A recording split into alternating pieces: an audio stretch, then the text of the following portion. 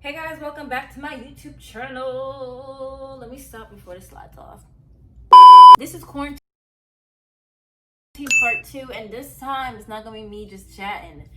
I'm gonna be interviewing 4 people to give their perspective of what's going on instead of just mine, because my perspective is from someone who is single and they are not looking. So I have 4 people, 2 males, 2 females, to even it out. I didn't want to be biased, I don't want to be sexist. I didn't want to steer you guys and be like, well, you're not showing me single and doing what I'm doing. The way I have this set up is everybody has their own unique perspective on this topic. I didn't want to get so many people that had the same view as me, or like even that close of a similar view as me, just to give people like a better understanding of different views, I guess, for what's been happening in quarantine and how you're dealing with your dating life if you have one. All right, enough talking. We're gonna get right into this. First caller we're gonna have for this quarantine video is gonna be Ania. She's in Baltimore right now. She just gave birth. She's a new mother and she's raising her child in quarantine. She gave birth a month before the lockdown, guys. So she's in a relationship and they were long distance, but after the birth, they were with each other obviously more often, but then the lockdown happened. So I wanna know, how does it feel to raise a newborn baby during this quarantine and to go from long distance to normal relationship? Let's find out, guys. All right, so when did you give birth? I gave birth February 20th.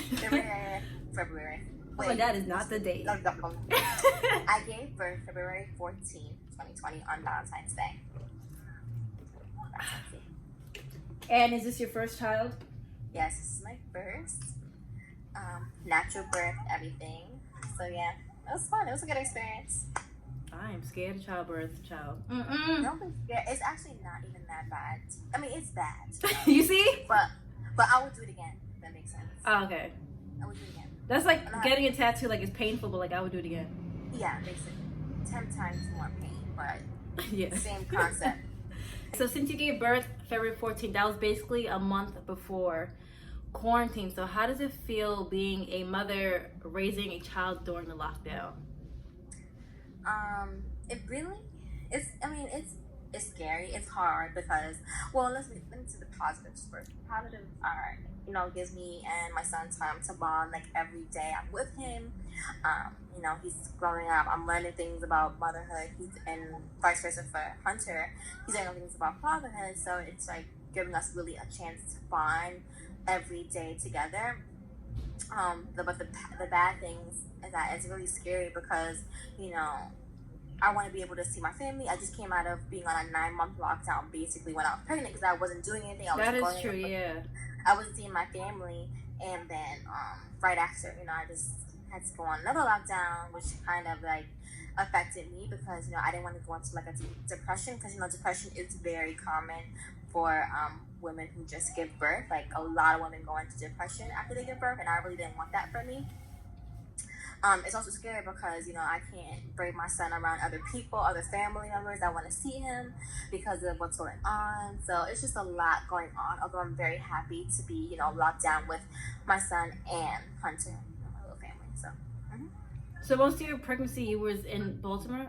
No, most of my pregnancy was in Poughkeepsie. So I came out into Baltimore March 14th because they were going to have a baby shower for Honor out here, but things turned that we had to like stay out here. I wasn't planning on staying out here, so I was only supposed to be here for a week, and things turned into 3 months. I'm still here, so it's really hard because I miss my family, I miss my home. So makes sense. Yeah. And then since we're on the topic of moving from Baltimore, and oh my god, my background. I got birds, poops, flashes, and everything. I'd rather that. I keep getting sirens and yeah. See? Since we're bringing up the whole Baltimore and Poughkeepsie, so you guys were a long distance relationship, correct? Yes. How does it feel jumping from that to, I don't know if there's a term for it, I don't know, in-person relationship, like face-to-face, I guess, I don't know. It's like a normal, I guess, relationship. I guess normal. So I think I always say this, like, I really appreciate long distance relationships because, it gives you guys a chance to learn about each other and talking stage in a long distance effect. Because, when you're in the beginning of a relationship and you guys are seeing each other every day, like all the time, you gotta get tired of that person and you learn all you can within like the first month or two.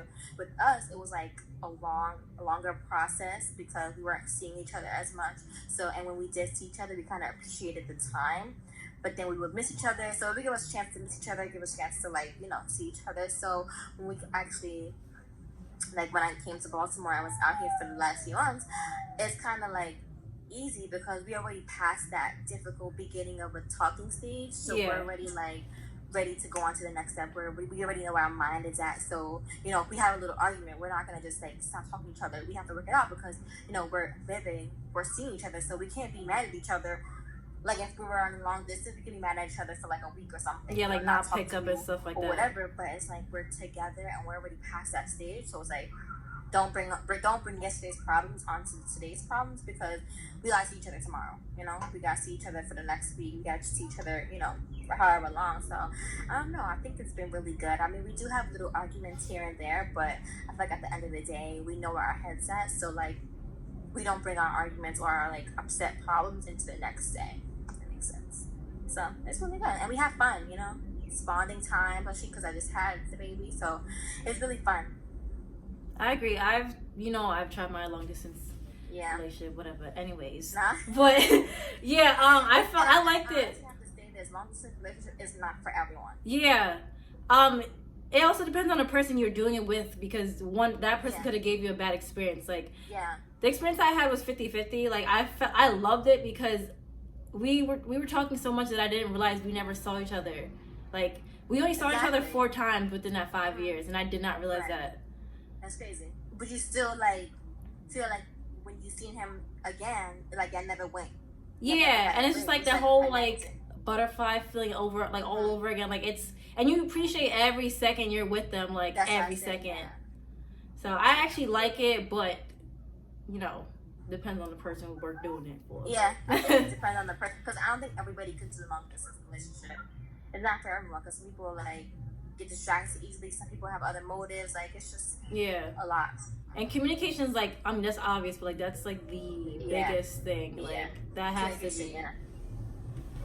And trust because you're in a long distance relationship. You don't know what the person is doing. You got to trust him or her that they're being faithful. I agree. Next question is, how is the romance between you guys now that you have a baby? So I'm not gonna lie, the romance has gone down tremendously. Only because right now I feel like we both have a newborn, so I'm giving my time, getting my energy, my attention to him, and he's breastfeeding, so he needs to be fed every 2 hours. And having a baby is having a baby even in the middle of the night.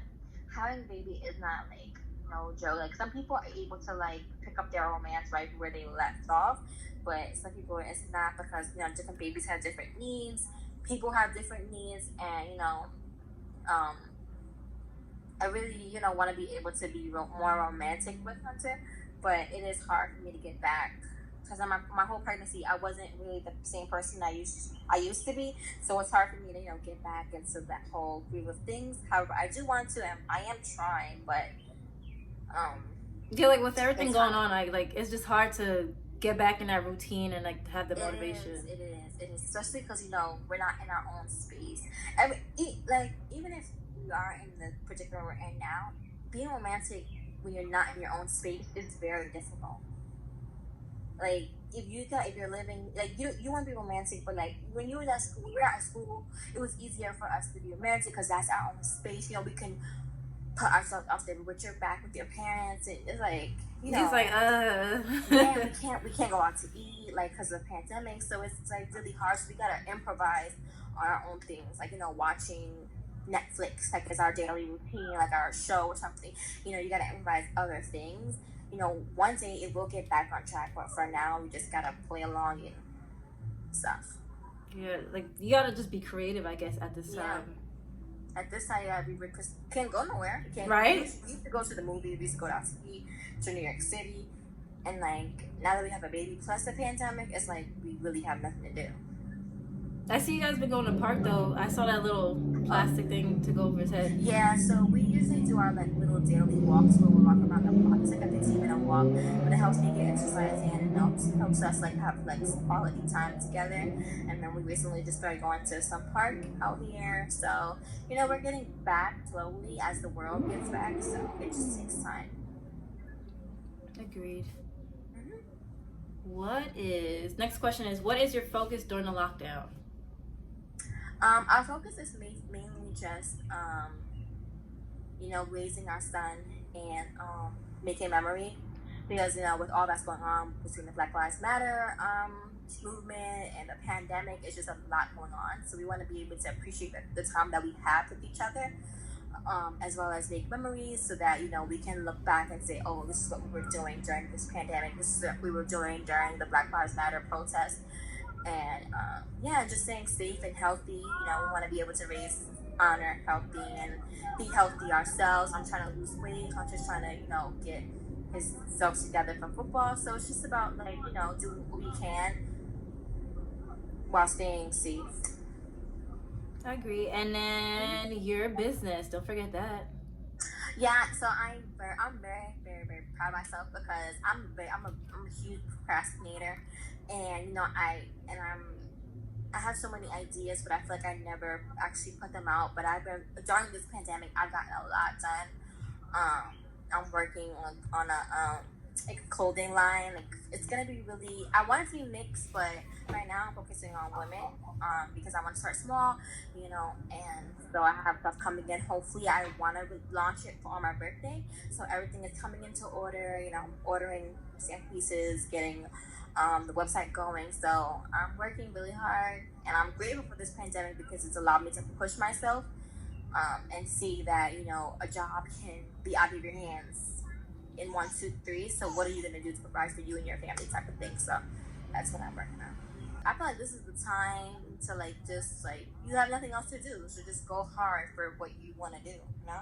Yeah, like the first 2 weeks, I guess I was still tired from work, and then like I was just being like lazy.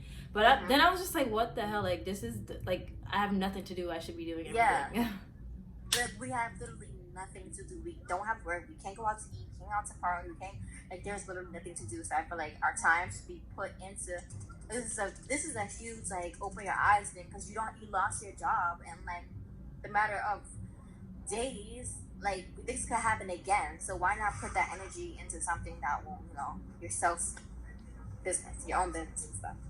Yeah, and then I realized, because I just started saving. Not that I didn't want to, but I just couldn't. And I was like, if this happened, like, this happened and I was broke, like, if I was on my own, I would have been screwed. Like I had nothing. So I was just like, wow, this is such an eye-opener. It really is, yeah. So I'm like, I'm saving too, but I'm also investing. So it's kind of hard when you want to invest and save at the same time. But yeah, it's annoying. It's a win.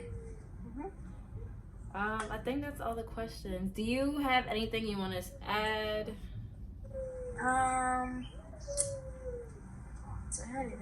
What about like quarantine relationships, or like what? Yeah. I feel like a lot of millennials and like people our age, they give up on relationships very easily, and I was super lucky to find, you know, someone like Hunter, because he's very family oriented, and he's very like about not giving up and working things out. So I feel like we need to start being, you know, more like, I don't know how to explain it. I just feel like don't give up so easily, and that's with like relationships, that's with like businesses, like everything. You go through trials with your relationship, with everything doesn't come easy. So, you know, if you're going through trials with your business or something, you gotta go through trials with your relationship. So why not? So don't give up. You can't give up your business, so don't give up your relationship. You know, keep trying until you guys can work it out. That's what I think. Yeah, I agree. People call it quits like it's nothing. Like, I'm like, do you not care about it? Exactly. You even care about me because you just let me go like 1, 2, 3. So I don't know. That's what I think. But yeah, this was fun. Quick thing I wanted to add, don't mind my makeup, I just came from a photo shoot. I know I said this was a 2-part thing, like this is gonna be quarantine part 2. I don't know why I thought these interviews were like 5 minutes each. They are actually about 15 minutes, and I'm not gonna make you guys sit like in an hour of footage, like watching people like being interviewed, and it is interesting, but I don't want to put everything in one video. That's a lot. So it's gonna be actual 5-part series. One, I already posted my perspective on quarantine dating. Then I'll be interviewing Ania, Crystal, Kwame, and Frank. I believe that's the exact order I have it in. So it's not gonna be 2 parts, it's gonna be 5 parts.